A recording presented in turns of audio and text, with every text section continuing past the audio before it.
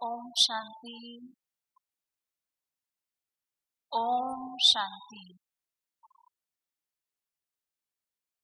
आज ये panel discussion आप सभी के लिए बहुत ही सुंदर टॉपिक लेकर के आया है। आध्यात्मिकता और पारिवारिक जीवन में संतुलन कैसे रखें। तो सर्वप्रथम हम अपने सभी पैनलिस्ट का बहुत दिल से स्वागत करते हैं, अभिनंदन करते हैं, अभिवादन करते हैं।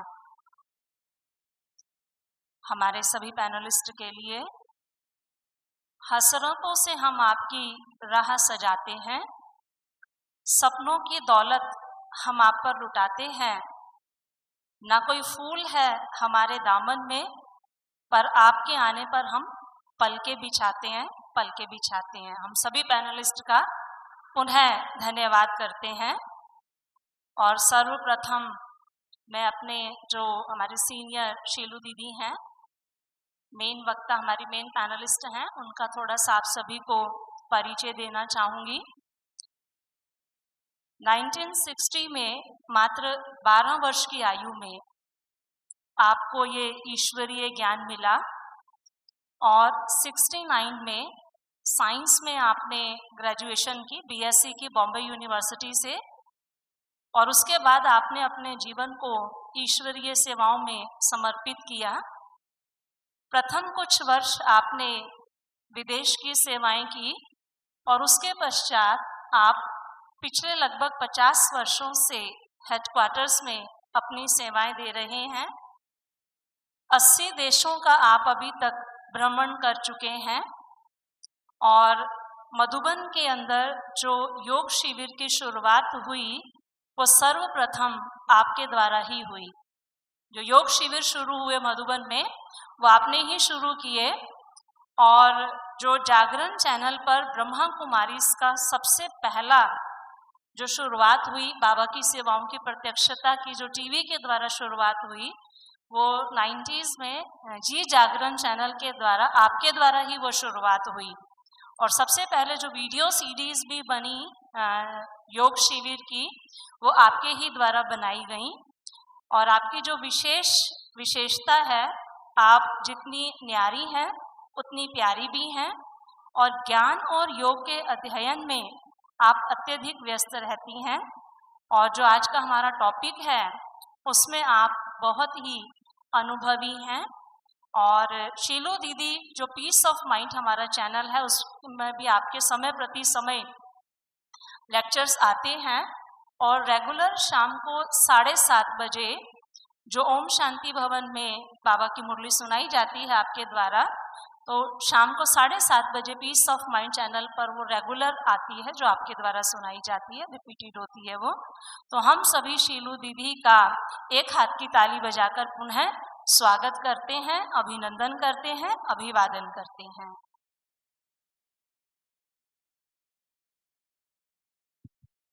ओम शांति। हम सबके बीच आदरणीय सरोज बहन जी भी बैठे हैं। आप भी हमारे विशेष पैनलिस्ट हैं। सरोज दीदी 1968 में 1968 में उनको बाबा का ज्ञान मिला और लगभग 45 वर्षों से आप समर्पित रूप से बाबा की सेवाओं को संभाल रहे हैं। दिल्ली में द्वारका सेक्टर 11 और वसंत कुंज, ये 2 बाबा के स्थान और इससे संबंधित जो भी सेवा केंद्र हैं, आप उनका बहुत कुशल संचालन करती आ रही हैं। इसके अतिरिक्त भी सरोज दीदी स्पार्क विंग, जो अपना RERF का विंग है, उस विंग के रीजनल कोऑर्डिनेटर हैं दिल्ली और NCR में। आपकी विशेषता वैसे तो बहुत सारी हैं, परंतु जब भी मैं इनसे मिलती हूँ मुझे विशेष ये अनुभव होता है, आप बहुत स्नेह भरे भाव और मधुर मीठे शब्दों से सदैव मिलते हैं, जो कि एक बहुत सुखद अनुभव देता है। और आदरणीय दीदी कई अपनी सेवाओं के प्रति, क्योंकि इनका देश भर में काफ़ी भ्रमण रहता है सेवाओं के कारण, आप लीडरशिप मैनेजमेंट प्रोग्राम्स कराती हैं रेगुलर फैकल्टी मेंबर हैं, सीनियर फैकल्टी हैं। दिल्ली एनसीआर में तो आप सेवाओं में व्यस्त रहते ही हैं। इसके अतिरिक्त भी स्पार्क विंग के जहाँ जहाँ कॉन्फ्रेंसेस होते हैं भारतवर्ष में, आप इसको कंडक्ट करने में पूर्ण तरह से सहयोगी रहते हैं। आपको कई सेवाओं के लिए अवार्ड्स भी मिल चुके हैं। तो ऐसे अनुभवी मूर्त हम सबके बीच हैं। हम आदरणीय सरोज दीदी का बहुत बहुत दिल से आज स्वागत करते हैं, अभिनंदन करते हैं। और हमारे तीसरे पैनलिस्ट हैं नवीन गोयल भाई। आप पिछले 12 वर्षों से ज्ञान और योग का अध्ययन कर रहे हैं, लोक विहार सेवा केंद्र जो दिल्ली का है, और आपने ग्रेजुएशन किया है Shri Ram college of commerce से और चार्टर्ड अकाउंटेंट अभी हैं। और आपका गारमेंट्स का बिजनेस है और आपकी फैमिली में आपकी युगल और माताजी भी ज्ञान में चलती हैं। और दिल्ली जोन की जो भी जोनल सेवाएं होती हैं उसमें आप बाबा की राइट हैंड बन करके अपनी सेवाएं देते हैं। तो हम नवीन भाई का भी एक हाथ की ताली बजा करके उन्हें स्वागत करेंगे। हमारे बीच बैठे हैं जय भगवान भाई जी। आप हाथ हिला करके बता सकते हैं। आपका भी हम स्वागत करते हैं। जय भगवान भाई की लौकिक आयु लगभग 55 वर्ष है, ज्ञान में 13 वर्ष हो चुके हैं। आप लौकिक रीति से अपना बिजनेस कारोबार भी करते हैं। इनकी युगल भी साथ साथ ही ज्ञान में चले। आप और आपकी युगल बाबा से बाबा का परिचय लेकर के साथ में ज्ञान में चलते आए हैं। और बच्चे भी सहयोगी हैं परिवार के अंदर। इनका एक बहुत विशेष अनुभव है जो आपके सामने रखेंगे प्रश्नों के और उत्तर के दौरान, कि कैसे इन्होंने एक बहुत बड़ी परिस्थिति जो जीवन में किसी के भी जीवन में आए तो शायद हलचल ले आए, लेकिन किस प्रकार से ज्ञान योग के बल के आधार पर आपने प्रवृत्ति में रहते हुए भी इस पेपर में विजयी बने और बाबा का नाम भी बाला किया, खुद भी उस परिस्थिति से ऊपर उठकर आए। तो इन्हीं शब्दों के साथ आपका भी बहुत बहुत अभिनंदन है भाई साहब। अभी हम सभी अनुभवी महान विभूतियों से, इन महान बाबा की चुनी हुई आत्माओं से कुछ बातें सामने रखेंगे जो कि अक्सर हम सबके सामने प्रश्न आते हैं। जैसे सेंटर्स में भाई बहनें प्रश्न पूछते हैं या कोई बात होती है तो उसकी क्लैरिटी के लिए पूछते हैं कि ऐसी परिस्थिति में हमको क्या करना चाहिए, या ऐसी बात है तो उसके लिए बाबा की श्रीमत क्या है। तो आज इन्हीं बातों को हम सबके सामने अपने अनुभवों के साथ रखने के लिए हमारे बीच हमारी आदरणीय दीदियां और भाई हैं। शुरुआत करते हैं रजनी दीदी से।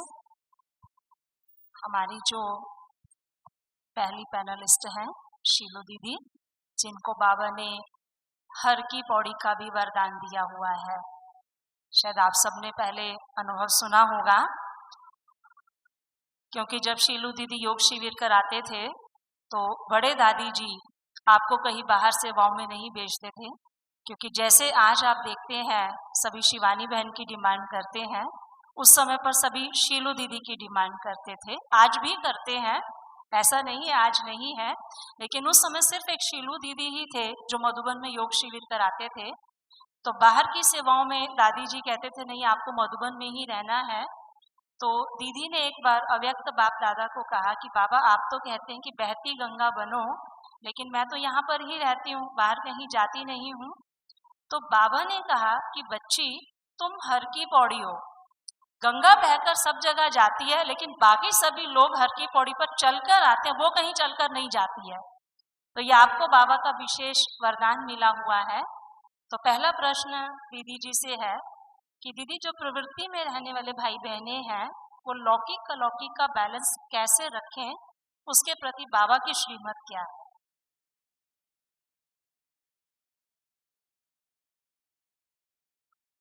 ओम शांति।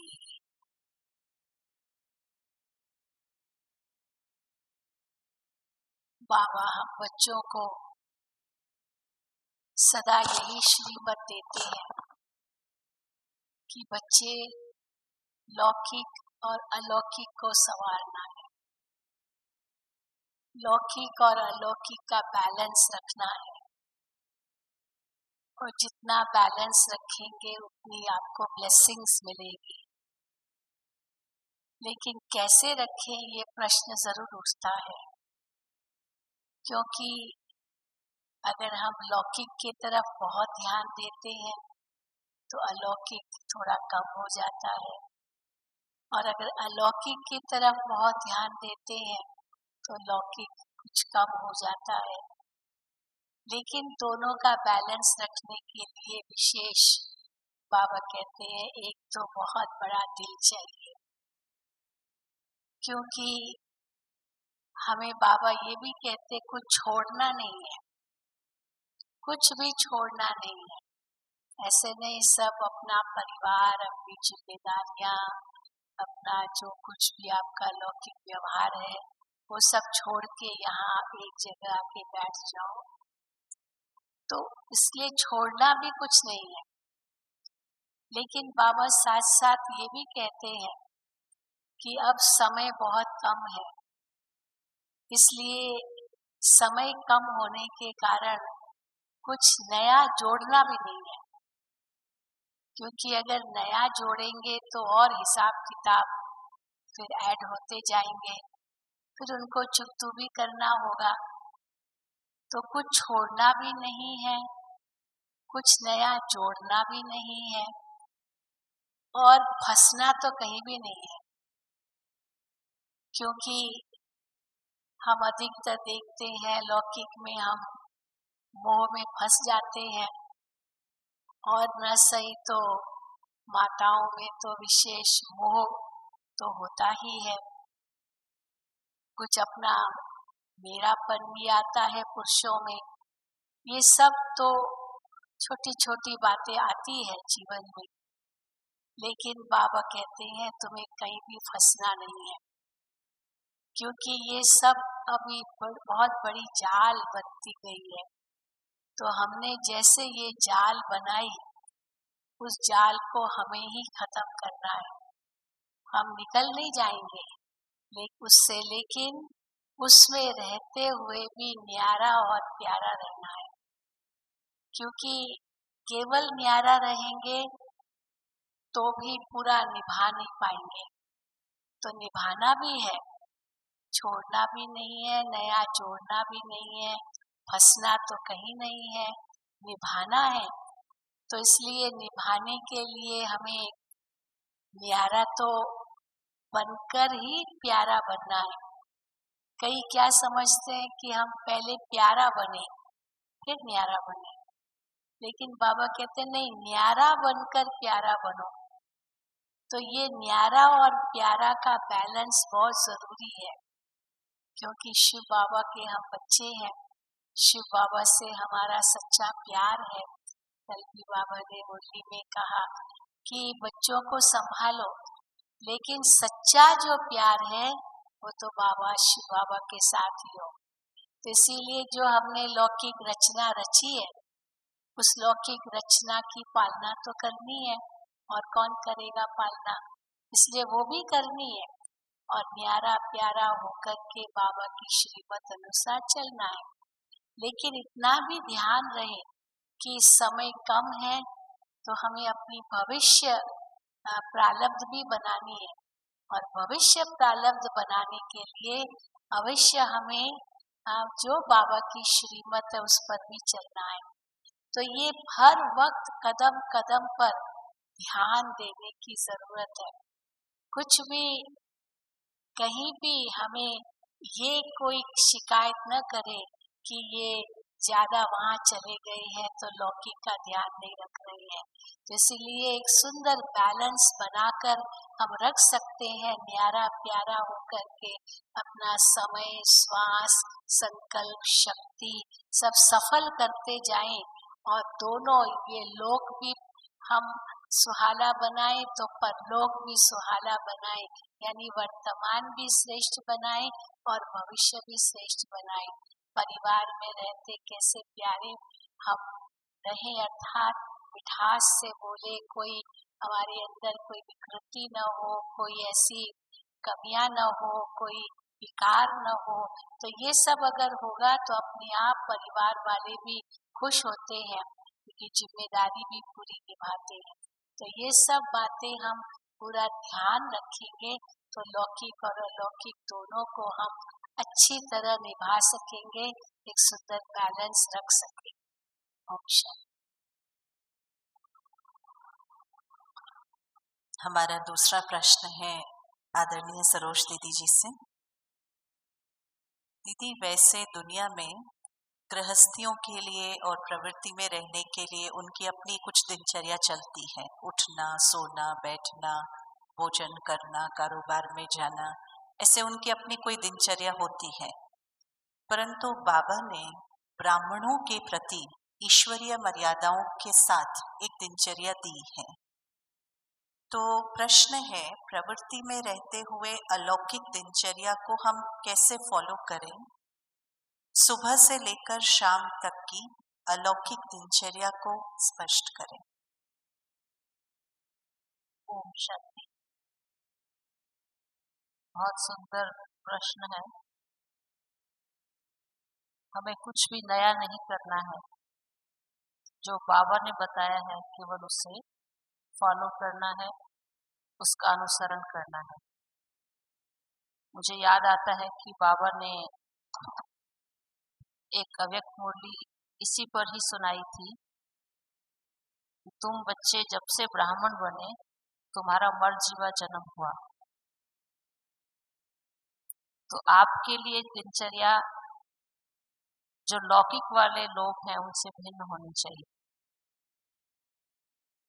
तो बाबा ने बहुत अच्छी तरह स्पष्ट किया कि आप सृष्टि की आदि आत्माएं हैं, क्योंकि कल्प वृक्ष में हमारा स्थान फाउंडेशन में दिखाया है। ब्रह्मा बाबा के साथ ब्राह्मण भी है। तो आंख खुलते ही पहला संकल्प, मैं कौन हूं, मैं किसका हूं, मेरे सर्व संबंध किससे हैं, मुझे सर्व प्राप्तियां किससे हैं। तो जब आंख खुलते ही पहला संकल्प आता है, मैं कौन हूं, तो ये बाबा ने बताया कि सदा इसी श्रेष्ठ संकल्प और समर्थ संकल्प को याद रखो कि मैं आदि काल में, दिनचर्या के आदि समय में परम धाम से अवतरित हुई श्रेष्ठ आत्मा हूं। ये श्रेष्ठ संकल्प, समर्थ संकल्प सारे दिन की दिनचर्या का आधार है। इसी से हमारे बोल भी श्रेष्ठ होंगे और हमारे कर्म भी श्रेष्ठ होंगे। केवल हमें संकल्प श्रेष्ठ करना है, मैं ब्राह्मण आत्मा, इस तन में अवतरित आत्मा। अवतरित आत्मा का कार्य क्या है? आए, कुछ क्षणों के लिए अपना कर्म किया, फिर देह से डिटैच हो गए। दूसरा, मैं किसका हूं? स्वयं परमपिता परमात्मा, जिनके साथ मेरे सर्व संबंध हैं, बहुत प्यार से सर्व रिश्तों से रूढ़िहान करें। भक्ति में केवल गाते थे, त्वमेव माता च पिता, त्वमेव बंधु च सखा। पर बाबा का बनने के बाद बाबा ने हर संबंध का एक्सपीरियंस दिया। अभी तक भी जिसने अनुभव नहीं किया, बस इसी अभ्यास में रहे कि मुझे हर रिश्ते का अनुभव करना है। कोई ऐसा संबंध न रहे जिसकी प्राप्ति की इच्छा मुझे बाबा से दूर कर दे। और सर्व प्राप्तियां किससे हैं? वो भी, क्योंकि जहाँ संबंध है वहीं प्राप्ति है, तो भी बाबा के प्रति ही हमारा ध्यान जाएगा। ऐसे उठते ही अमृत वेला हम बाबा से रूढ़िहान करें, और इससे सारा दिन हमारा बहुत अच्छा निकलेगा। उसके बाद अमृत वेले के बाद हम लोग अपनी नित्य क्रिया के लिए जाते हैं। उसमें भी बाबा ने विशेष यही श्रीमत दी, बच्चे आपका परिवर्तन क्या होना चाहिए, आप साधारण नहीं हैं, सृष्टि की आदि काल की आदि आत्माएं हैं। सदा सोचो ये शरीर एक मंदिर है और मैं इस मंदिर की चैतन्य मूर्त हूँ। जितनी वैल्यूएबल मूर्ति होती है उतना मंदिर की भी वैल्यू होती है। तो बाबा ने हमको बहुत अच्छे अच्छे सामान दिए हैं, उस सामान को हम याद रखें। मैं दिल तख्त नशीन हूँ, मैं राज ऋषि हूँ, मैं कल्प कल्प की अधिकारी आत्मा हूँ, मैं वारिस हूँ। जो भी सामान उसको याद करके बाबा की याद में अपने को इस मंदिर की मूर्ति समझे और इस मंदिर की सफाई करें, क्योंकि शरीर के अभिमान में आकर अगर हम करेंगे कोई भी कार्य तो बाबा की याद में रहेगी। और दूसरा, मंदिर की एक और विशेषता कि मंदिर में कभी भूतों की प्रवेशता नहीं हो सकती। तो जब हम मंदिर समझ कर के इसकी स्वच्छता का ध्यान रखेंगे तो सदा हम नकारात्मक प्रवृत्तियों से भी परे रहेंगे। कोई प्रकार का मनोविकार भूत के रूप में हमारे अंदर प्रवेश नहीं होगा। तो तन भी स्वच्छ और मन भी स्वच्छ, ऐसी स्वच्छता के साथ इस मंदिर की सफाई करें। और तीसरी बात, जब हम दिनचर्या के हिसाब से फिर स्नान करके क्लास में आते हैं तो मैं गॉडली स्टूडेंट हूँ।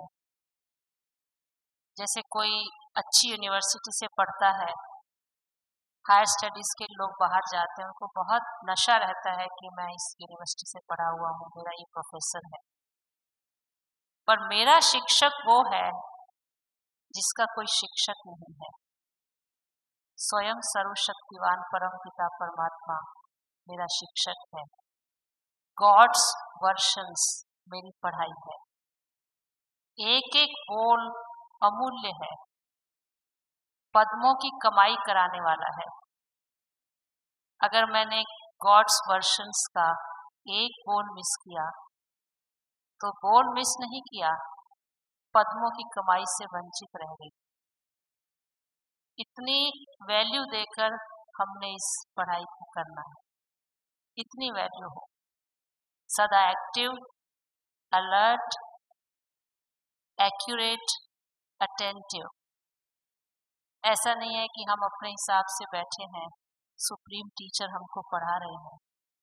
और मेरे ख्याल में डायरी भी ज़रूर देकर अध्ययन करना चाहिए अगर हमें विद्यार्थी जीवन याद रहता है। तो सदा ध्यान रहे, मैं विशेष लाडला सिक्किलधा विद्यार्थी हूँ, गॉडली स्टूडेंट हूँ। स्वयं भगवान शिक्षक बनकर मुझे पढ़ा रहे। निमित्त तो कोई भी हो सकता है, उस पर ध्यान ना जाए। और उसके बाद की दिनचर्या, जब हम कार्य व्यवहार में आते हैं तो आपने देखा होगा कि ज़्यादातर, चाहे हम लौकिक परिवार में हैं या अलौकिक परिवार के साथ हैं, या हम अपने ऑफिस में जाते हैं, जो भी आपका प्रोफेशन का एरिया है उसमें आप जाते हैं, तो व्यवहारिक क्षेत्र में हम भूल जाते हैं कि हम किसके हैं, किसके रिप्रेजेंटेटिव हैं। तो वो भी सदा याद रहे, मैं भगवान का रिप्रेजेंटेटिव हूँ, मैं साधारण नहीं हूँ। चाहे मैं लौकिक संबंध में रह रही हूँ, चाहे प्रवृत्ति में है, लौकिक है या अलौकिक है। कई बार ऐसा होता है कि हम ऐसा फील करते हैं कि बहन जी ये बड़ा कर्म बंधन है, आप तो फ्लाइंग बर्ड्स हैं, डेडिकेटेड हैं, उड़ती रहती हैं, काश हम भी आप जैसे होते, कितना अच्छा होता।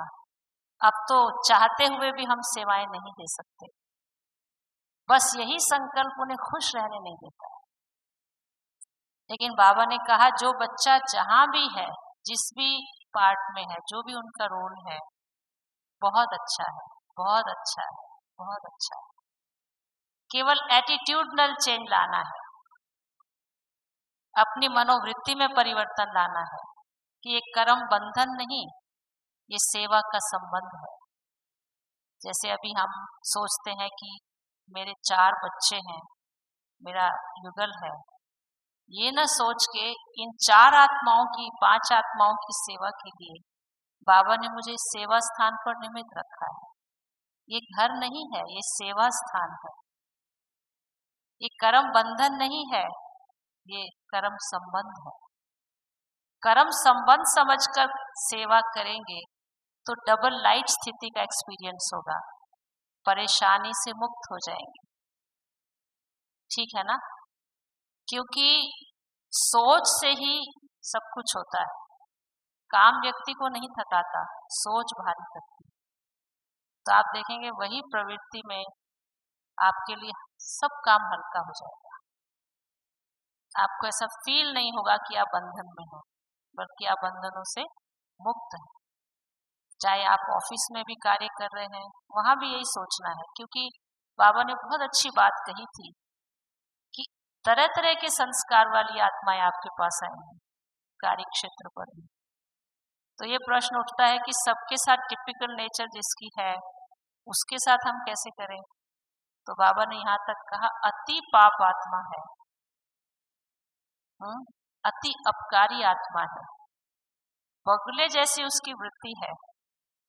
ऐसी आत्माओं के प्रति भी आपको नफरत ना हो, घृणा ना हो, लेकिन विश्व कल्याण की भावना से, रहम की भावना से उन आत्माओं के प्रति भी शुभ भावना और शुभकामना देनी है।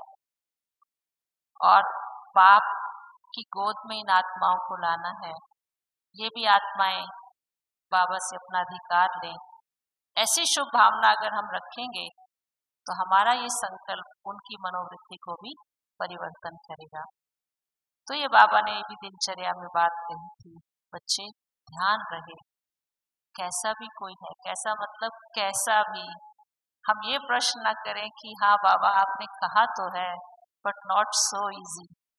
बाबा कहते हैं इट्स वेरी इजी, आपको केवल सोच को बदलना है, अभ्यास चाहिए इसके लिए बार बार। ऐसे ही जब हम भोजन करते हैं दिन में, तो बाबा हमेशा कहता है बच्चे आप ब्राह्मण बच्चे हैं, बहुत भाग्यशाली हैं। ब्राह्मण शिव बाबा की याद में भोजन बनाते हैं और इस भोजन के लिए देवता भी तरसते थे। तो इसको ब्रह्मा भोजन समझकर स्वीकार करो। ठीक है ना? सिर्फ ये नहीं कि जिस दिन सेंटर पे ब्रह्मा भोजन है हम कहें भाई चलो भाई आज ब्रह्मा भोजन है, लेकिन हम घर में भी भोजन बनाते हैं तो वह भी ब्रह्मा भोजन है। बाबा की भंडारी से सभी खा रहे हैं ना श्रीमत से, तो ब्रह्मा भोजन है। जो समझते हैं हम बाबा की भंडारी से प्रवृत्ति वाले सोचते हैं ले रहे हैं, वो जरा हाथ उठाएं।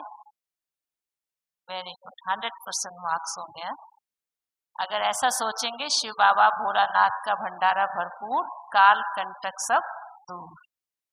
बाबा आपके भंडारे से हम खा रहे हैं, बाबा आप इसे स्वीकार करें, पहले बाबा को ऑफर करें। बाबा तो कहता है एक एक गिट्टी खाते समय बाबा की याद रहे, और कोई बातचीत की तो माया आपका भोजन ले जाए, आप में शक्ति नहीं आ सकती। तो भोजन करते भी दिनचर्या में ये नहीं मैं साधारण बस खाने के लिए खा रही हूँ, लेकिन ब्रह्मा भोजन खा रही हूँ। और ऐसे ही जब हम कार्यभार से घर लौट कर आते हैं, फिर हम लोग आपस में मिलते हैं तो भी अलौकिक रीति से मिलें, लौकिकता का भाव हमारे अंदर जागृत ना हो। और रात्रि को बाबा कहते हैं जब सोते हैं, एक ट्रैफिक कंट्रोल बहुत इम्पोर्टेंट बाबा ने बताया, बच्चे अभ्यास करो जो बाबा ने ट्रैफिक कंट्रोल के समय दिया है, सबको मालूम है। और अभी तो और अधिक हम बच्चों को परफेक्ट बनाने के लिए बाबा ने हर घंटे अभ्यास कुछ क्षणों के लिए करें। जो चलता है ना गीत, शांति की शक्ति से शांति जग में लानी है। तो अगर हम ये अभ्यास करते रहें तो ये भी हमारी दिनचर्या को बहुत श्रेष्ठ बनाएगा।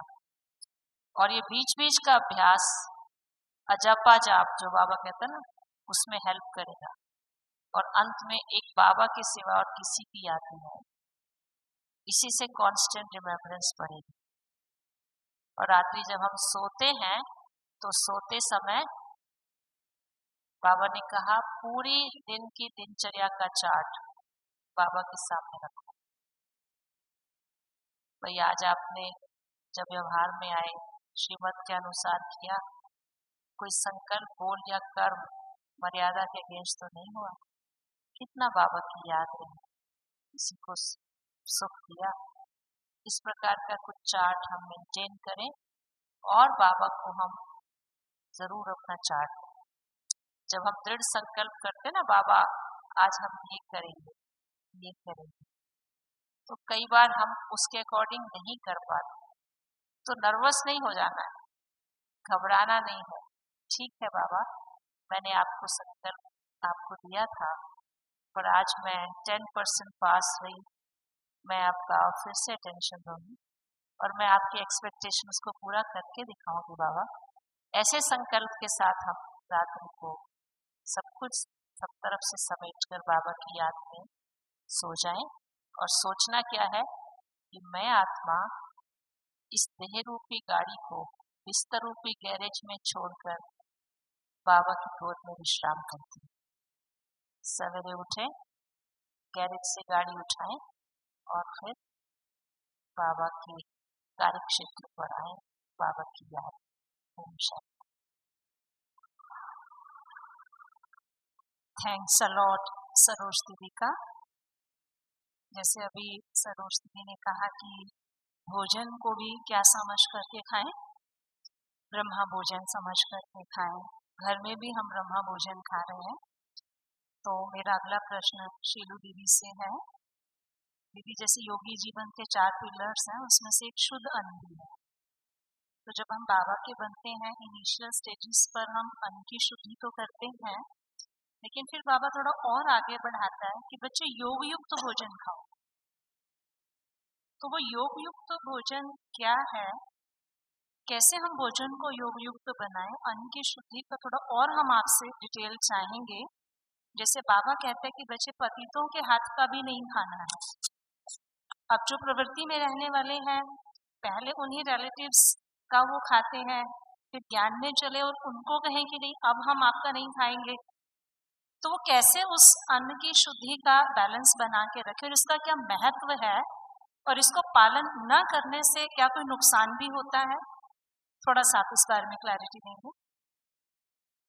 अवश्य हम समझते हैं कि जो प्रवृत्ति में रहते हैं उनके लिए ये खान पान की समस्याएं आती है। तो इसलिए उसको ओवरकम, उस पर विजय प्राप्त करने के लिए थोड़ा बहुत कई बार समझौता करना पड़ता है, क्योंकि हम नकार तो सकते नहीं कि हम आपके हाथ का नहीं खाएंगे, लेकिन देखना होता है।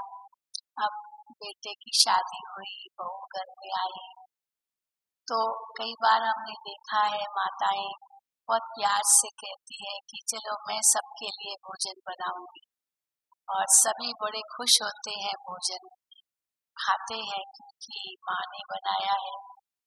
कई बार बहू अभी वो तो इतनी वो पवित्र तो नहीं होगी, लेकिन हम उनको कह सकते कि अच्छा आप सब्जी काटिए या आप धुलाई कीजिए, आप ये और कार्य करें, बाकी छौंक मैं लगा दूंगी। तो इसमें आपस में समझौता इस प्रकार से करना होता है।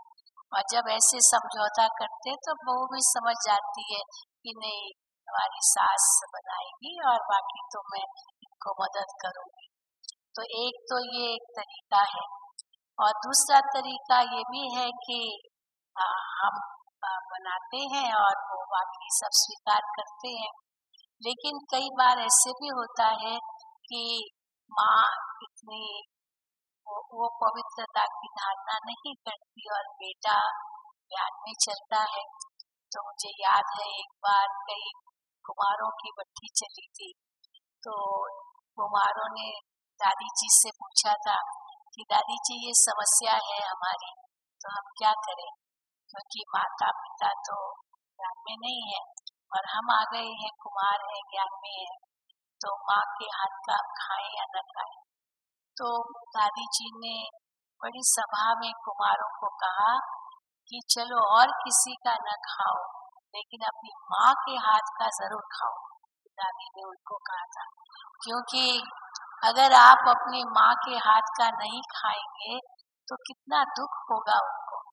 तो ये जरूर आप, और उसके लिए ठीक है आप बाबा को याद करके खाओ, शुद्ध भोजन तो खाओ, कोई लहसुन प्याज ना हो, ये आप उनको कह सकते हैं, लेकिन माँ के हाथ का नहीं खाएंगे ये तो फिर वो सर्विस बहुत हो जाती है। तो कुछ तरह से इस प्रकार से समझौता करना होता है और बाबा कहते दृष्टि देकर के खाओ। बाकी तो ये नहीं कि जहाँ जाए वहाँ आप खाते रहे। तो लोगों को एक बार पता चल जाता है कि ये नहीं खाते हैं तो दोबारा फोर्स भी नहीं करते हैं, ऐसा नहीं कि जबरदस्ती कहते हैं। क्योंकि कई बार हमने देखा है कि समझो हम कहीं गए, कहेंगे बहन जी हमने बहुत शुद्ध भोजन बनाया है, बिल्कुल नहा धो करके एकदम स्वच्छ है और इसमें कोई लहसुन प्याज भी नहीं है और एकदम स्वच्छ हाथों से बनाया है, आप इसे स्वीकार कीजिए। लेकिन वो पवित्रता तो नहीं है उनमें, तो आप उनको दूसरे रूप से भी आप बहाना दे सकते हैं कि आज मैं भोजन करके आई हूँ, मैं अभी कुछ नहीं खाऊंगी, मेरे कुछ नियम है उस अनुसार हम चलते हैं। लेकिन अगर घर में ये बात है तो आप उनको कह सकते हैं कि देखिए हम तो भोजन जो खाते हैं हम पवित्र हाथों के द्वारा बना हुआ भोजन खाते हैं, ब्रह्मचर्य व्रत का पालन करते हैं, फिर बाबा को भोग लगाते हैं और फिर जो भोग लगाते हैं उसके बाद हम उसको स्वीकार करते हैं, इसलिए हम ऐसे नहीं खाते हैं। तो ये एक थोड़ा बहुत उस रूप से प्यार से अगर समझाएंगे तो भी समझ तो जाते हैं लोग, ऐसी बात ही नहीं है कि नहीं समझते हैं। तीसरी बात भी है, मुझे याद है एक बार मेरी दादी जी बता रहे थे कि वो कहीं गए थे किसके घर में और वो अच्छे सहयोगी तो थे लेकिन कोई पवित्र तो नहीं थे, तो उन्होंने कहा कि अच्छा दादी जी आप हमें ये बताएं कि आप क्यों नहीं खाते, आप तो बहुत ऊंची आत्मा है, आप तो भोजन को पवित्र करके खा सकते हैं, तो इसीलिए आपके अंदर तो वो बहुत शक्ति है, तो आप तो खा सकते हैं ना, तो आप उसको पवित्र बनाते हैं, यही तो बाबा आपको कहते हैं। लेकिन दादी जी ने बड़ा सुंदर जवाब दिया। दादी जी ने कहा कि मेरी बात नहीं है, चलो मैं तो खा लूं, लेकिन दूसरे जो बाबा के बच्चे हैं वो कहेंगे चलो दादी जी भी खाती है तो हम भी खा सकते हैं, दादी जी ने खाया है। तो अगर मैं ही एक एग्जाम्पल बनूं तो मुझे देख फिर दूसरे भी करेंगे। अगर मैं ही ये नियमों को तोड़ दूंगी कि नहीं मैं तो बाबा को याद करके उसको शुद्ध करके खा सकती हूँ, तो फिर वो कहेंगे जी हाँ भी ऐसे ही है। तो मैं अगर नियमों का पालन करूंगी तो जरूर हमारे भाई बहनें भी पालन करेंगे। तो इस प्रकार से वैसे बाबा कई बार कहते हैं जो मिलिट्री में काम करते हैं, मिलिट्री में है, बाबा कहते हैं मेस में खाना पड़ता है क्योंकि भोजन पका नहीं सकते हैं, तो बाबा उनको कहते हैं कि आप जो वो बावर्ची है, जो कुक है, उनको आप उनके मित्र बन जाओ, उनको कहो कि अगर आप लहसुन प्याज का छौंक डालते हैं तो पहले हमारा निकाल दो और फिर आप भले डालो, तो फिर बाबा को याद करके खाओ क्योंकि आप भोजन पका तो सकते नहीं है। तो बाबा कहते हैं सरकमस्टांस देख करके हर एक को अपने अपने ढंग से करना होता है। बाकी तो कई ऐसी चीजें हैं जो हम खाते हैं, चलो ब्रेड ले लिया, आजकल ये सब मशीन से कई चीजें बनती है, तो ये देखना होता है। एक मुख की जीभ का जो रस होता है या लोभ होता है वो भी न हो, जो मिले खा लिया। अपने नियमों में भी पक्के रहें और जहाँ पर आवश्यक हो तो वहाँ अपने आप को एडजस्ट भी जरूर करना पड़ता है, क्योंकि बाबा की सेवा जिसमें समाई हुई है। लेकिन लोक संग्रह अर्थ भी हमें अवश्य कुछ सोचना होता है, अपने आप को भी कैसे नियमों में रखना है, ये बुद्धि अनुसार हमें सब कुछ करना होगा। इसीलिए कोई एक रेस्ट्रिक्टेड रूल नहीं है, पर ये नियम जरूर बनाएं कि पवित्र हाथों के द्वारा बना हुआ भोजन हो, बाबा को भोग लगा कर खाएं। हम ब्राह्मण हैं, ब्रह्मा भोजन हम खाते हैं और शिव बाबा का दिया हुआ है, तो ये सब बुद्धि में धारण करके हम जरूर स्वीकार करते हैं। तो लोभवश भी न हो, आसक्तिवश भी न हो, और जहाँ तक नियम हो सके अवश्य पालन करते हैं। तो एक बैलेंस रखना, इसमें भी बैलेंस रखना होता है।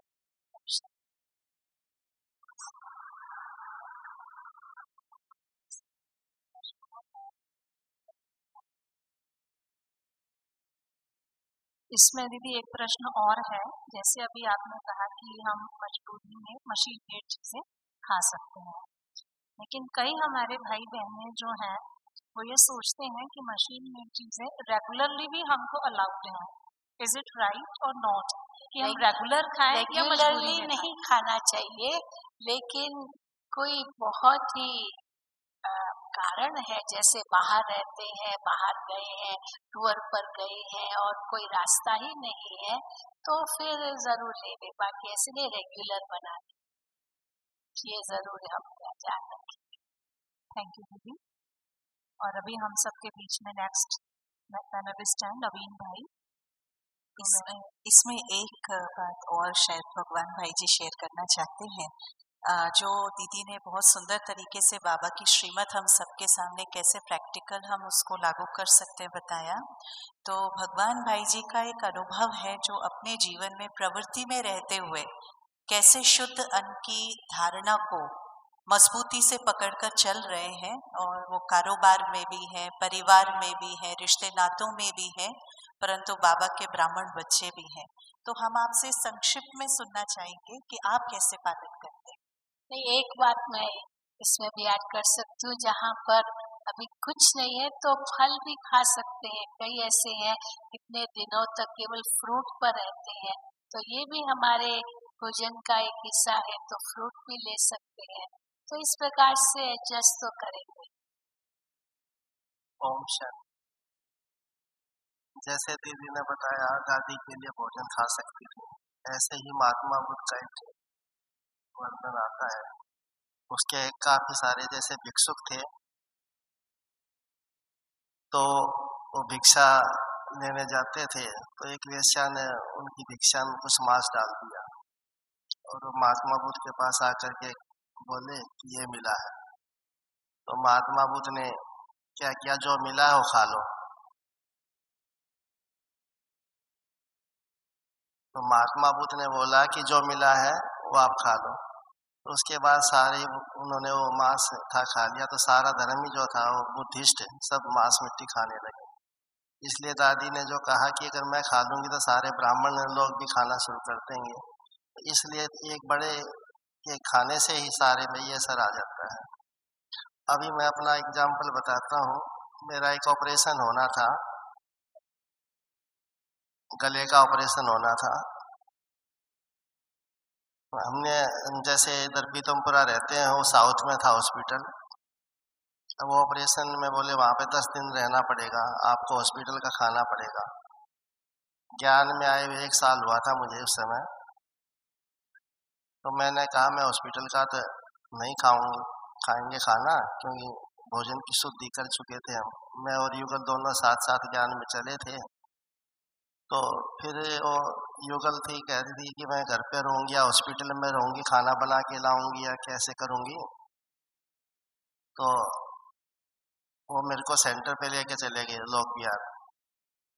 तो वहाँ दीदी के पास बोले कि दीदी ऐसे ऐसे जिद कर रहा है कि मैं वहाँ हॉस्पिटल का खाना नहीं खाऊंगा, आप कहो इनको खाए। तो हमारी दीदी ने क्या कहा, आप ऑपरेशन करा लो, खाना हम सेंटर से भेज देंगे।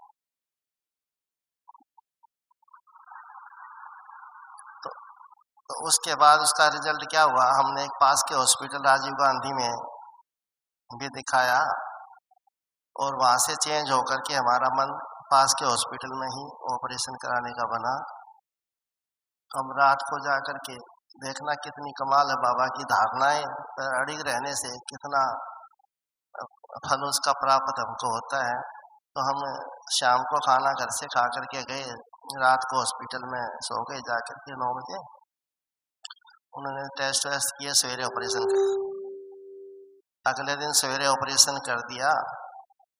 ऑपरेशन करके 12 घंटे रखा और नेक्स्ट डे सवेरे छुट्टी।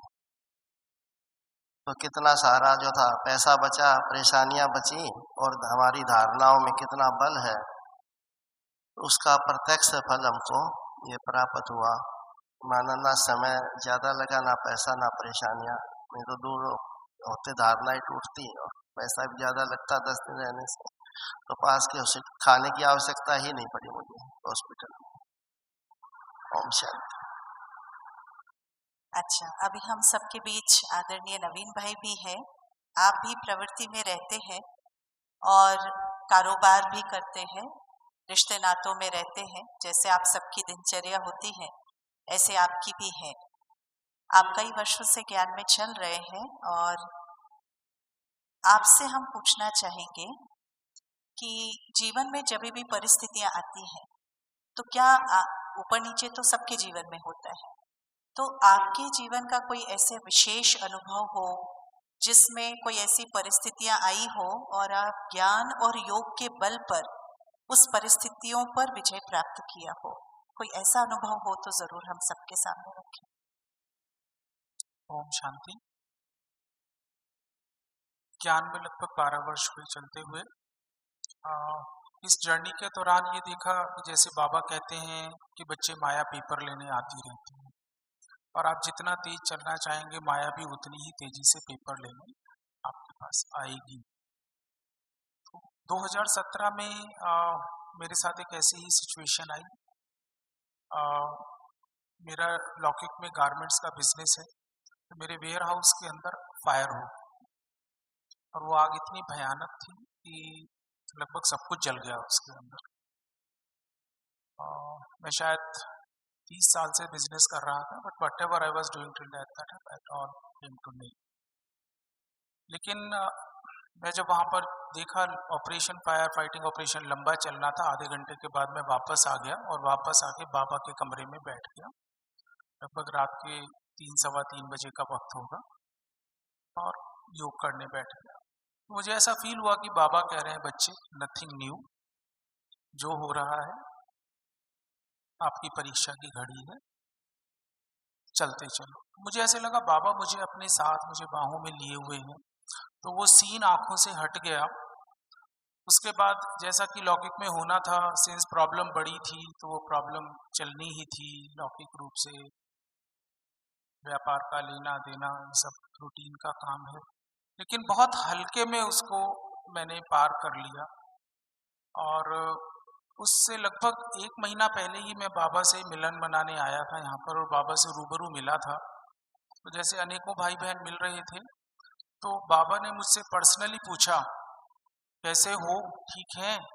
तो मुझे बड़ा आश्चर्य हुआ कि बाबा इतने लोग मिलने आए थे, बाबा ने मुझसे पूछा। जब ये इंसिडेंट होने के बाद मुझे ऐसे लगा कि शायद बाबा ने उस समय, बाबा त्रिकालदर्शी तो है ही, तो बाबा को नेचुरली मालूम ही होगा कि आगे क्या होने वाला है।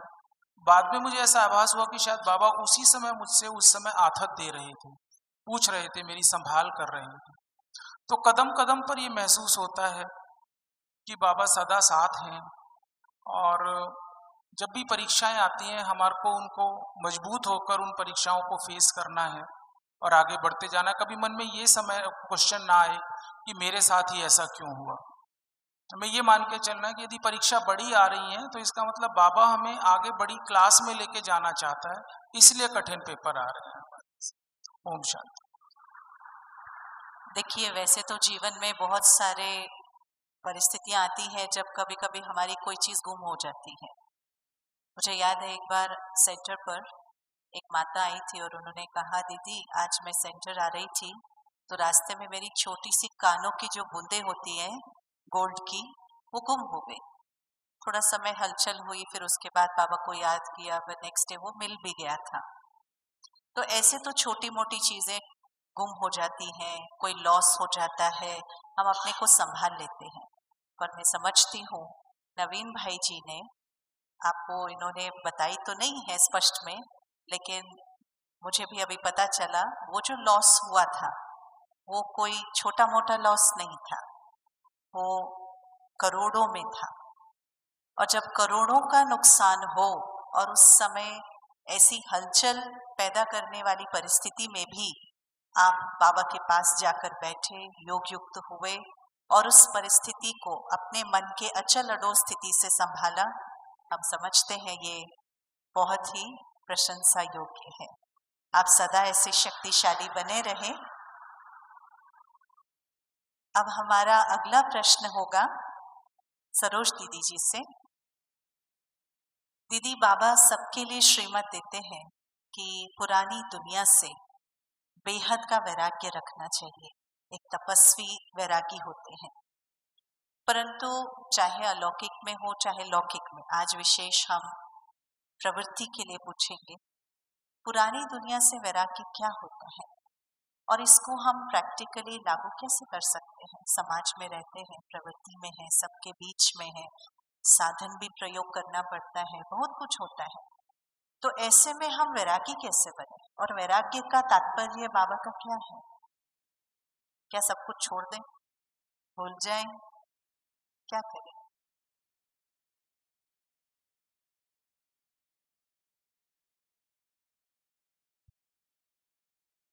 कमला बहन ने प्रवृत्ति वालों के लिए कहा है, पर मुझे तो अपना समय याद आता है। जितना जितना अंदर से नशा होता है उतना पुरानी दुनिया से वैराग्य बढ़ता है।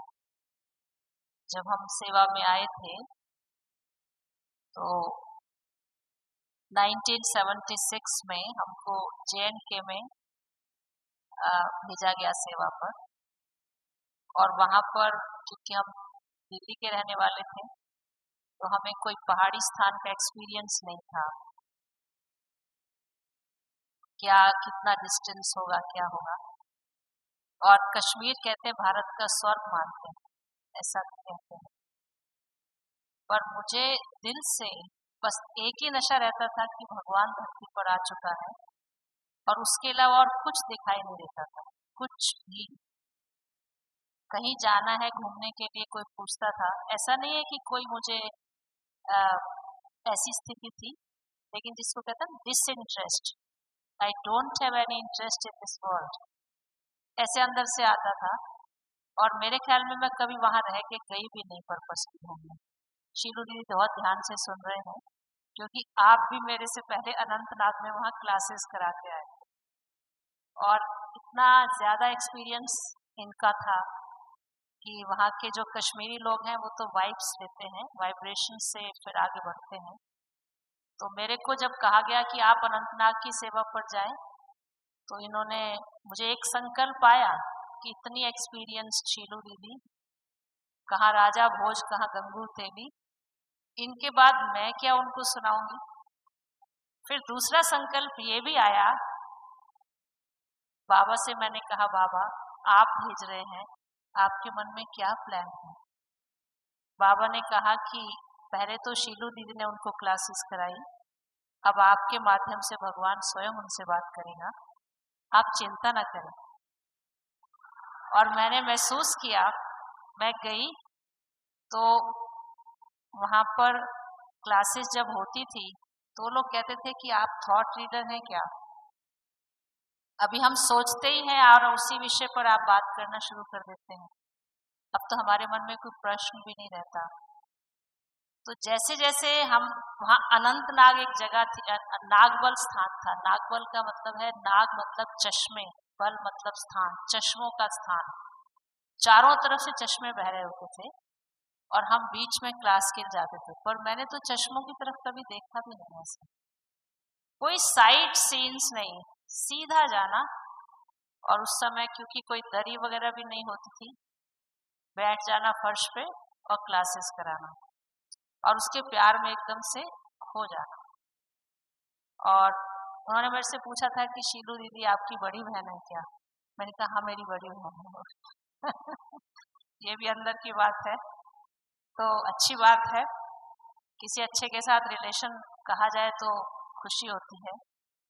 तो ऐसे करके मैं वहाँ पे क्लासेस कराया। और एक मेरे अंदर ये बहुत था कि मुझे बड़ों ने भेजा है, मतलब भगवान ने भेजा है। बड़ों ने भेजा ऐसा संकल्प नहीं आता था, पर भगवान ने इनके माध्यम से मुझे डायरेक्शन दिया है, इसलिए मैं कभी ना भी नहीं करती थी। वहाँ बर्फ इतनी ज़्यादा होती थी कि आप अगर फेस ऐसे करो तो ऐसे ही रहेगा, इतनी ठंड होती थी। और अपना ये वो कहते थे आप ट्रांसफ़र नहीं करा सकते हैं क्या? मैंने कहा जब तक गॉड हमें यहाँ से नहीं भेजेगा तब तक हम अपनी इच्छा व्यक्त नहीं करेंगे। बस किसी का भी नहीं, देहे देहे के संबंध सब भूला हुआ। और ये तो बाई चांस फिर पुंछ में एग्जीबिशन लगाई गई, और वहाँ जाने के बाद वहाँ पर बहुत अच्छा रिस्पांस था। 250 के करीब उनको हमने शिविर कराया था, जिनको उसमें चीफ जुडिशियल मैजिस्ट्रेट, सेशन जज, असिस्टेंट कमिश्नर, जितने भी गणमान्य व्यक्ति थे हमारी क्लास में आए थे। तो उन्होंने हमें क्लासेस के लिए बुलाया था, और उस समय उन्होंने फिर वहाँ से हमें स्वयं ही वहाँ के जो बड़ी बहनें थी उन्होंने शिफ्ट किया। लेकिन मैंने अपनी इच्छा व्यक्त नहीं की। इतना वैराग्य था कि जो बाबा कहेगा बस मेरे लिए वही सब कुछ, इसके अलावा और कुछ भी नहीं। प्रवृत्ति में भी आप सभी ऐसा एक्सपीरियंस करते होंगे। आज भी अगर मुझे नशा चढ़ाना होता है तो मुझे गीत याद आता है, बचपन के दिन भुला न देना, आज हंसे कल रुला न देना। इतनी फ्लाइंग स्टेज, बाह्य स्तर पे कोई सुविधाएं नहीं थी, लेकिन अंदर से तृप्त आत्मा, केवल यही कि भगवान मिल गया, अब क्या चाहिए, अब कुछ नहीं चाहिए। ये स्पिरिट थी। जंगल में भेज देगा बाबा तो मेरे साथ है, वो भी मंगल हो जाएगा। बहुत मौका दिया बाबा ने, अच्छा सेवा का, और भेजता था तो काम भी स्वयं ही करता था। मैंने कभी कुछ किया नहीं। अपने आप सक्सेस रेट्स काफ़ी हाई रखते थे बाबा, क्योंकि बाबा का कार्य होता था, मैं केवल जाती थी बस हाँ जी करके। तो वैराग्य का मतलब है कि जब हम बाबा के बन गए, हमारा मर्जीवा जन्म हो गया, तो पीछे का कुछ भी याद ना आए। और अगर याद आया तो एक छोटा सा उदाहरण है। वैसे तो एक नियम विधाता का बना हुआ है कि जब व्यक्ति शरीर छोड़ता है तो उसका पिछला सब कुछ भूल जाता है, लेकिन एक्सेप्शंस आर देयर। कहीं कहीं कुछ एक्सेप्शनल केस होते हैं जिनको याद रहता है अपने पूर्व जन्म का। तो जहाँ वो जन्म लेते हैं वहाँ जाकर उनको कहते हैं कि आप हमें फला जगह पर ले चलो, हमारे वहाँ माता पिता है। तो जिनके घर में जन्म लिया वो भी डिस्टर्ब, बच्चा स्वयं भी डिस्टर्ब होता है, और जिनके पास वो जाना चाहता है उनको भी डिस्टर्बेंस शुरू हो जाती है। उस सुख का अनुभव नहीं कर पाता बच्चा, ना उनके संबंधी। बिल्कुल ठीक बात यहाँ भी है। यहाँ आने के बाद अगर कुछ भी पुराना याद आया तो ब्राह्मण जीवन का सुख अनुभव नहीं कर पाए, लाइफ में डिस्टर्बेंस बनी रहेगी, और जिनके साथ रह रहे हैं ना उनको भी डिस्टर्ब करते रहेंगे। मुझे तो दादी जी की बात याद आती है, न समस्या बनो बड़ों के आगे, बल्कि समस्या का समाधान करो। तो ये बाबा ने मेरा रिकॉर्ड बनाया आज तक। मैं कभी समस्या लेकर बड़ों के पास नहीं गई। ऑलवेज ध्यान रहता है कि मेरे को कहीं भी आप भेजो, समस्या हो, भगवान इस इंस्ट्रूमेंट का इस्तेमाल करके वो ठीक कर दे, और मैं कभी समस्या ना बनूं। तो ये जो चीज़ है अनुभव, ये अंदर का वैराग्य, पूरा जैन के स्टेट में कितने स्थानों पर बाबा ले गए, पर जहाँ जहाँ आदेश वो आगे बढ़ते गए, पीछे मुड़ के कभी देखा नहीं। और धीरे धीरे दिल्ली की गंगाएं दिल्ली में वापस आ गई, सेवाएं, उसका जिम्मेदारी की स्थिति डिफरेंट हो गई, रोल चेंज हुआ, लेकिन भावना वही रही।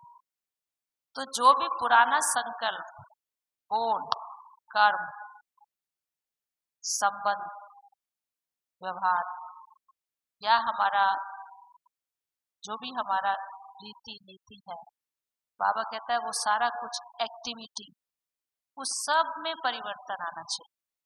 जो पहले था वो आज नहीं। हर चीज के दो पहलू है, नेगेटिव भी है पॉजिटिव भी है। पहले अगर हम में स्टबर्ननेस होगी तो आज वो सेल्फ कॉन्फिडेंस से बदल जाना चाहिए, है ना। ये अच्छी पॉजिटिव डायरेक्शन है, ये जरूर ख्याल रहे। परिवर्तन, कोई भी पुराना संस्कार अगर डिस्टर्ब करता है तो वैराग्य बुद्धि नहीं है।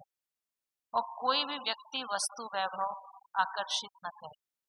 बाबा ने एक बार बहुत सिंपल सी बात कही थी, बच्चे आपकी अपनी विशेषता भी आपको उसका अभिमान भी आपको नीचे ले आएगा।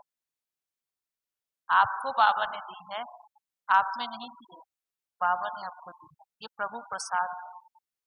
या तो आप इसे भगवान के हवाले करो या फिर आप इसे बांट के खाओ। कुछ भी सफलता मिली आपके कारण से, it is all by grace of Baba. ये भी बुद्धि में रहे। और कभी सेवा साथी हमारे होते हैं, उनसे हम अटैच्ड हो जाए, ये भी वैराग्य बुद्धि में है। बाबा कहते हैं कभी कभी तुम्हारे मुख से निकलता है मुझे इनसे अटैचमेंट तो नहीं है, पर इनके साथ रहना अच्छा लगता है। अटैचमेंट नहीं है, ये अच्छा लगना क्या है, इसी से ही क्यों, किसी और से क्यों नहीं। इसका मतलब मेरे अंदर सबके साथ मिक्स होने का स्वभाव नहीं। तो जब हम इस प्रकार का टेंशन देते हैं तो बाबा ने दो बातें कही। एक तरफ लव में लवलीन बाप समान, दूसरी तरफ बेहद का वैराग्य। एक तरफ बेहद का वैराग्य, दूसरी तरफ लव में लवलीन। जब आपकी ये स्थिति होगी तब आपके वैराग्य को देखकर विश्व की आत्माओं में वैराग्य वृत्ति पैदा होगी, तो सृष्टि का परिवर्तन होगा और नई दुनिया आएगी। तो बाबा ने कहा तुम पूछते हो बच्चे नया संसार कब आएगा, बाबा पूछते आप में वैराग्य कब आएगा, आप बाप समान कब बन जाएंगे। आपकी समानता सृष्टि को समीप लाए। बहुत बहुत सुंदर ये बात है। ओम शांति। थैंक यू दीदी। शिलू दीदी से मैं जानना चाहूँगी इसमें अगर आप कुछ ऐड करना चाहें, इसका दूसरा पहलू भी जो प्रवृत्ति में रह करके हम इसको प्रैक्टिकल एप्लीकेशन में, दीदी ने अपना अनुभव से बहुत सुंदर सामने रखा, पर अगर आप कुछ इसमें ऐड करना चाहें। हम बाबा की मूल्यां सुनते हैं जिसमें बाबा बेहद के वैराग्य की बातें करते हैं, चाहे वो साकार मुरलियां हो चाहे अव्यक्त मुरलियां हो। तो जब बाबा की मुरली हम सुनते हैं, हम सचमुच उस समय अपने आप से पूछें कि क्या मेरे अंदर बेहद का वैराग्य है, क्या मैं देखते हुए नहीं देख रहा हूँ या नहीं देख रही हूँ। क्योंकि बाबा ने मुझे कहा है कि बच्चे देखते हुए नहीं देखो, सुनते हुए नहीं सुनो। ये बहुत गहरी बात है जिससे हम बेहद का वैराग्य अनुभव कर सकते हैं। दुनिया में न जाने क्या क्या बातें होती रहती है। अगर हम ये बुद्धि में धारण करते हैं कि हर एक का पाठ अपना अपना है, हर एक जो करेगा वो पाएगा, हम इसमें क्यों पड़े। तो ये कल भी उस दिन भी बाबा ने कहा पर चिंतन, पर निंदा, पर ग्लानि, पर मत, और एक शब्द बाबा ने कहा परपंच। हम औरों के परपंच में क्यों जाएं। ये अपने ऊपर बहुत ध्यान देने की जरूरत है, क्योंकि हमारा समय, श्वास, संकल्प, शक्ति बहुत ही कीमती है। ये जीवन बहुत अमूल्य है और इस अमूल्य जीवन में हमारा हर क्षण सफल होना चाहिए। बेहद की वैराग्य वृत्ति से हम अपना हर क्षण सफल कर सकेंगे। अगर ये बेहद की वैराग्य वृत्ति नहीं होगी तो हम कई बातों में उलझ जाते हैं। इसलिए बाबा जो हमें शिक्षा देते हैं, बच्चे छोड़ो तो छूटो। ये छोड़ो तो छूटो एक इतना सुंदर ये महावाक्य है। छोड़ो तो छूटो, भूलो, एक सेकंड में फुल स्टॉप लगाओ। क्योंकि अगर हम नहीं करेंगे तो हम अपना समय, श्वास, संकल्प शक्ति बहुत व्यर्थ गंवा रहे हैं। शरीर की भी संभाल करनी है, शरीर पर भी ध्यान देना है। कल भी बाबा ने कहा कि आप भले शरीर रोगी है, लेकिन ये नहीं है कि बाबा जल्दी छूट जाए, वो भी नहीं। लेकिन जितना हम जीते रहेंगे उतना हम बाबा को याद करते रहेंगे। तो ये सब बातें भी हो, परंतु साथ साथ बुद्धि में ये हो कि घर जाना है, घर जाना है, घर जाना है। हमारी बड़ी दीदी थी, दीदी मनमोहिनी जी, हम जब भी उनसे मिलते थे बस यही कहती थी, क्योंकि कई जाते थे ये बात है, ये बात है, ये बात है, पता नहीं क्या क्या कई समस्याएं हर एक की होती थी। तो दीदी जैसे सुनते हुए यही कहती थी, आखिर में छोड़ो, छोड़ो, भूल जाओ, अब घर जाना है, अब घर जाना है। बस ये सदा बुद्धि में रखो, क्योंकि अगर हम उसको पकड़ के रखेंगे तो कुछ फायदा तो है नहीं। इसीलिए छोड़ो और तो छूटो, 3 बिंदु लगाओ, मैं आत्मा, बाबा बिंदु, बाबा बिंदु, ड्रामा बिंदु। ड्रामा बहुत कल्याणकारी है, ड्रामा एक्यूरेट है, ड्रामा नथिंग न्यू है। तो उससे ये बेहद का वैराग्य बहुत सहज हम धारण कर सकते हैं। कहाँ भी दादी जी, दादी जानकी ये बहुत सुंदर शब्द कहती है, न अटकना है, न लटकना है, न चटकना है, न मटकना है, न भटकना है। हाँ? तो अटकते हैं, लटकते हैं, मटकते ना, कैसे नखरे से चलते हैं, या मन बुद्धि भटकते रहते हैं। लेकिन अगर हमारा लक्ष्य सही होगा, हमें बाप समान बनना है आजकल, तो यही हमारा लक्ष्य होना चाहिए। बाबा के कदम पर कदम रखना है। ब्रह्मा बाबा ने कैसे एक धक से स्वाहा किया। शिव बाबा ने उनको कहा कि बच्चे ये सब, बाबा ब्रह्मा बाबा को कहा ये तन मन धन अपना माताओं के हवाले कर दो, और कैसे आगे पीछे कुछ नहीं सोचा। तो जो बाबा की श्रीमत मिली उसका पूर्ण रूप से पालन किया। तो देखो कैसे नंबर 1 चले गए। तो ब्रह्मा बाबा को हमें फॉलो करना है, ये भी सदा लक्ष्य रहे, उनके कदम के पीछे कदम रखना है, तो हम भी बाप समान जरूर बनेंगे। इसी से ही संबंधित एक प्रश्न दीदी आपसे है। जैसे अभी आपने कहा कि ब्रह्मा बाबा को फॉलो करना है, तो बाबा की श्रीमत मिलती है कि बच्चे तन मन धन सफल करो। तन के लिए जैसे बाबा ने कहा कि कम से कम 8 घंटा ईश्वरीय सर्विस करो। मन के लिए भी कहा कि कम से कम 8 घंटा याद का चार्ट रखो। क्या धन के लिए भी बाबा ने कुछ कभी परसेंटेज बताई है? तो ब्रह्मा बाबा की तरह तन मन धन प्रवृत्ति में रहते हुए कैसे सफल करें? हाँ, ब्रह्मा बाबा के लिए तो शिव बाबा ने कहा, क्योंकि बाबा को यज्ञ स्थापित करना था, इसलिए यज्ञ की स्थापना के लिए ब्रह्मा बाबा का सब कुछ सफल करना था। तो उस समय सब स्वाहा किया, और एक बीज जो ब्रह्मा बाबा ने रोपा तन मन धन का, उसके आधार से हम देख रहे हैं कैसे ये सारा विश्व में बाबा की सेवा केंद्र एक वट वृक्ष की तरह हम देख रहे हैं बढ़ता हुआ। तो ये तो ब्रह्मा बाबा की विशेषता थी, और ये तो उनका पाठ था। लेकिन बाबा ये भी कहते हैं कि प्रवृत्ति में भी रहना है, बच्चों को भी संभालना है, लौकिक अलौकिक का जैसे पहले प्रश्न था, तो उस अनुसार चलना है। तो मुझे हमेशा याद आता है बड़ी दीदी जी से, जब बड़ी दादी जी से, प्रकाशमणि दादी से जब पूछते थे, क्योंकि मैं दादियों के संग बहुत गई हूँ, मधुबन भी रहते हैं इतने सालों से, 46-50 सालों से। तो दादी जी को हमने देखा, दादी जी हमेशा परिवार में रहने वालों को कहती थी कि 4 हिस्सा बनाओ, एक हिस्सा आपके लौकिक के लिए भी रखो, क्यों नहीं रखो, दूसरा हिस्सा आपके अपने पर्सनल के लिए भी रखो, और तीसरा हिस्सा सेवा के लिए रखो, और चौथा हिस्सा भविष्य के लिए रखो, जमा भी करो। तो हर चीज में 4 हिस्सा बनाओ, एक अपने लौकिक के लिए, दूसरा अपने पर्सनल के लिए, तीसरा बाबा की सेवा के लिए, और चौथा आपके आगे के लिए, फ्यूचर के लिए भी रखो। बैंक बैलेंस खोलो, तो जरूर होना चाहिए। तो इसलिए ये चार रूप से अगर हम अपने जो भी हमारी कमाई है उसको अगर हम डिवाइड कर सकेंगे तो ये जन्म तो हमारा सफल होगा ही, लेकिन भविष्य जन्म भी अपना सफल कर सकेंगे, क्योंकि कुछ भी व्यर्थ गंवाना नहीं है, एक पाई भी व्यर्थ नहीं गंवानी है, पर वो तब होगा जब हम बाबा का समझ करके चलेंगे। इसलिए बाबा कहते ट्रस्टी होके रहो।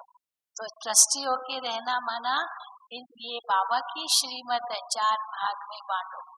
तो इसीलिए उस रूप से हम करेंगे तो सबको संतुष्ट भी कर सकेंगे, खुद को भी संतुष्ट कर सकेंगे और अपना भविष्य भी श्रेष्ठ बना सकेंगे। ओम शांति। इसी प्रश्न को आगे थोड़ा सा लेते हुए, तन मन धन कैसे हम सफल करें यज्ञ में ताकि हमारा पुण्य का खाता जमा होता रहे।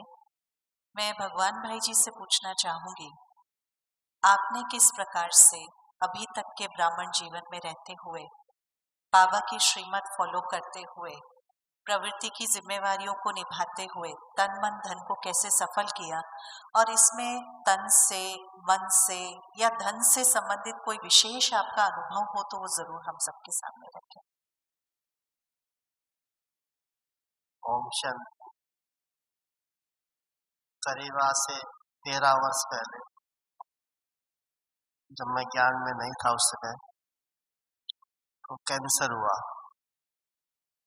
और कैंसर भी इतना रेयर था कि भारत में रेयर केस था वो। हमने टेस्ट कराया राजीव गांधी हॉस्पिटल में, डॉक्टर भी उसका नाम सुन करके कांप रहे थे कि ये भारत में कैसे आया। उसका नाम उन्होंने दिया था मैलिग्नेंट मेलेनोमा। भारत में बहुत रेयर केस था वो। खैर हमने वहाँ उसका ऑपरेशन कराया राजीव गांधी में। 15 दिन करीब लगे वहाँ पे रहे हम हॉस्पिटल। तो डॉक्टर लोग सब डराते थे घर परिवार वालों को कि इसमें ज़्यादा लाइफ नहीं होती है, साल 6 महीने की लाइफ है, ज़्यादा जीवन नहीं होता है। तो घर परिवार वाले सब परेशान होते थे सुन करके, ये कैसे हुआ। माना कभी पास्ट लाइफ में कोई बीड़ी सिगरेट गुटखा ये कोई भी आदत नहीं थी किसी तरह की। खैर उसके ऑपरेशन के 3-4 महीने के बाद ये ज्ञान में हम आए। तो ज्ञान मिला तो सेंटर पे जैसे कोर्स कराते हैं, कोर्स कराते कराते ही ज़्यादा देर नहीं लगी कि ये भगवान के महावाक्य भगवान ये सब बातें समझा रहा है। हम रोज सेंटर पे जाने लगे, निश्चय पक्का हुआ भगवान के प्रति। तो वहाँ पर रोज वो जैसे योग सिखलाते थे, मेडिटेशन करना सेंटर पे, तो हम रोज सवेरे सवेरे उठ करके मेडिटेशन करने लगे अमृत वेला। तो जैसे मेडिटेशन करते थे तो एक करंट की फीलिंग आती थी। अब मुझे तो पता नहीं था ये कहाँ से आ रहा है, पर ये 2-3 महीने तक ऐसा करंट की फीलिंग आती रही। उधर से डॉक्टर लोग कह रहे आप रेडिएशन कराइए, कीमो कराइए। खैर हमने वो रेडिएशन कीमो तो नहीं कराया, पर वो 6 महीने बाद पेट सीटी होता है, इसका टेस्ट कराते रहे 6-6 महीने में। वो सब रिपोर्ट नेगेटिव आती है। तो हमारी लगन और बढ़ी भगवान के प्रति। ये बातें तो एक दिन बाबा ने मुरली में कहा कि मैं अपने बच्चों को करंट दे करके भी स्वस्थ करता हूँ। तब मुझे यह एहसास हुआ कि ये भगवान का करंट ने मुझे स्वस्थ किया है। तो हम 5 साल तक ये टेस्ट कराते रहे, डॉक्टर के पास जाते रहे, तो डॉक्टर भी चेहरा देख करके पूछते थे पेशेंट कौन है जैसे।